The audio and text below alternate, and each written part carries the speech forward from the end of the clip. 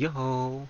Hello guys, in today's video I'm going to show you how to easily fix the issue where Steam won't let you log in even though your email and address are 100% correct. Let's begin.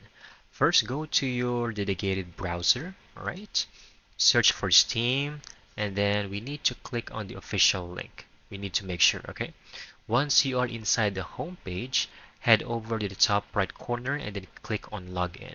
Okay, so here I am already on the sign in page or login page. Now here's the main trick. Steam doesn't use your email for logging in.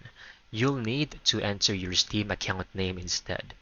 That's why many users can't sign in even though they're using the correct email address, especially if you haven't tried to log in using your Steam account like in a long time. Now you can now easily type in your passwords and your account name over here. Make sure to double check for any typos or extra spaces. Then easily click on sign in over here. You should now be able to access your accounts right away. If it's still not working, make sure your keyboard language or region settings are actually correct and verify that your account name matches exactly how it's set on Steam.